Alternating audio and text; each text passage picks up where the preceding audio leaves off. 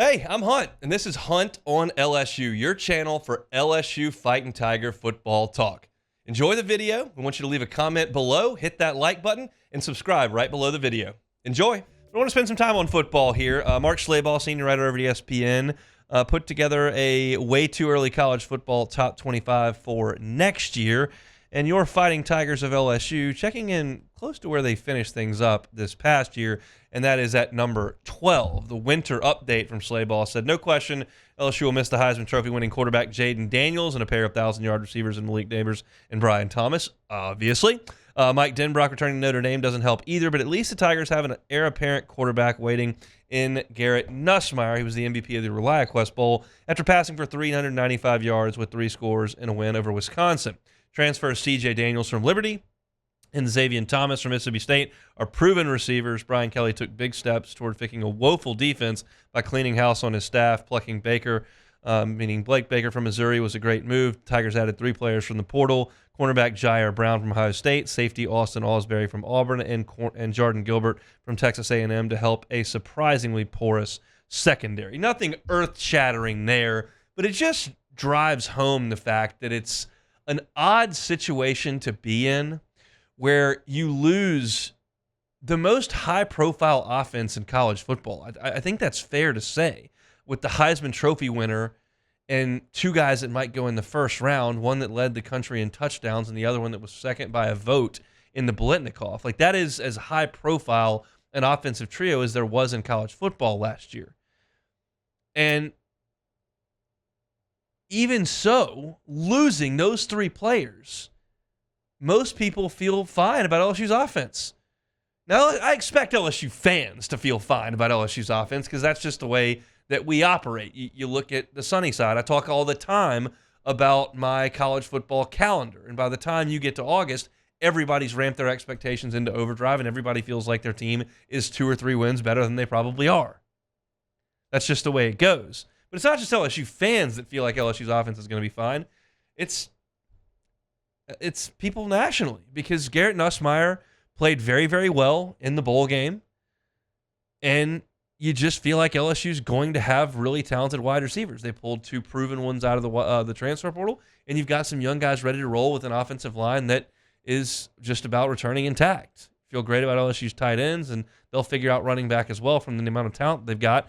But there's just not a concern that the offense is going to fall off a cliff. The question is, how good is the defense going to be? And I think the answer probably lies in what you get in the transfer portal at defensive tackle moving forward and how good Jair Brown and Jordan Gilbert are in the secondary. Are Jair Brown at corner and Jordan Gilbert at safety? Are they closer to Jarrett Bernard-Converse and Greg Brooks? Or are they closer to what you saw out there last year? We just don't know. We'll find out when Lincoln Riley starts calling plays on Labor Day weekend.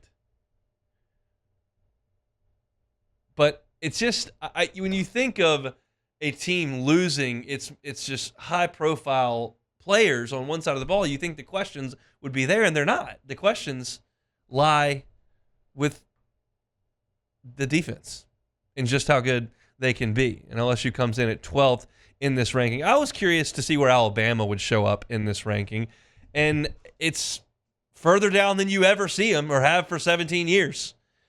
Schlabach's got Alabama at number 9. And you think about just, and we all know that this happened, but then you put it on paper and it just reads startlingly, at least to me. You realize that Julian Sayin, quarterback, transferred. Isaiah Bond and tight end Amari Niblick went to Texas. Caden Proctor, their left tackle, went to Iowa. And you lose Caleb Downs to Ohio State. It's really high-profile players. And who'd they get? Well, they got some transfers from Washington. Quarterback Austin Mack, who hadn't played very much. Jeremy Bernard, who wasn't a huge contributor to them on offense last year. You get LT Overton from Texas A&M on the defensive side. He's been okay, not super productive. He was one of the top 10 players in the country in that monster class that A&M signed. But is he going to be a super productive player? We'll see. There's a lot on Kalen DeBoer's plate, and it doesn't help when you hire an offensive coordinator and he jets to the Seahawks a couple weeks in. We haven't thought of Alabama as the number 9 team in the country in 20 years. And that's what Schleybaugh thinks of this team. And I was curious where he had Ole Miss. Got the Rebels at 6. Talked about winning 11 games last year. One of the best years in the 118 years in the program. Quinshon Judkins losing hurts, but Kiffin got a bunch of talent out of the transfer portal. Walter Nolan, who was productive at Texas A&M. Princely Umamanian. I don't know how to say that. It's too hard. It's a lot of vowels. But he was at Florida getting a lot of sacks.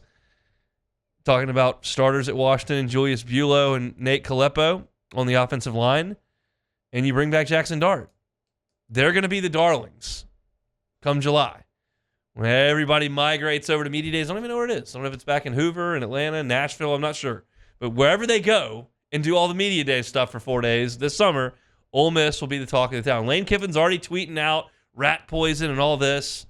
The one thing I disagree with Schleybaugh about Ole Miss in this bit is the Rebels will play their toughest 2 opponents, Oklahoma and Georgia, at home. I think LSU has a little something to say about that, and that game's in Tiger Stadium.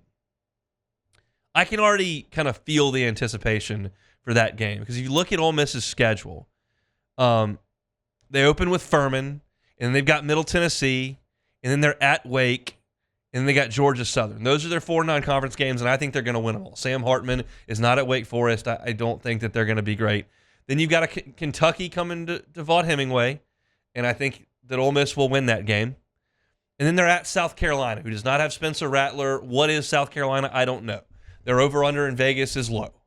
It's 5.5.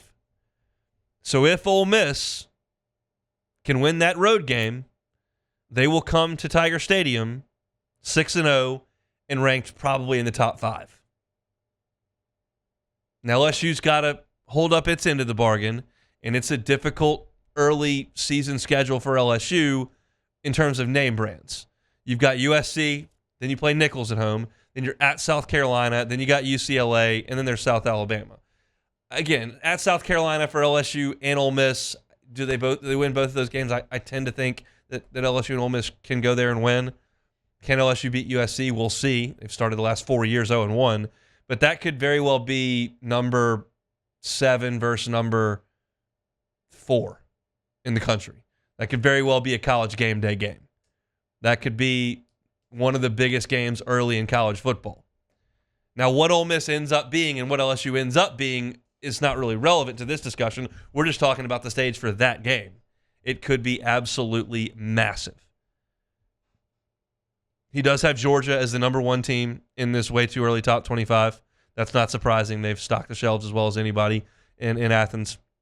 You got Ohio State at 2.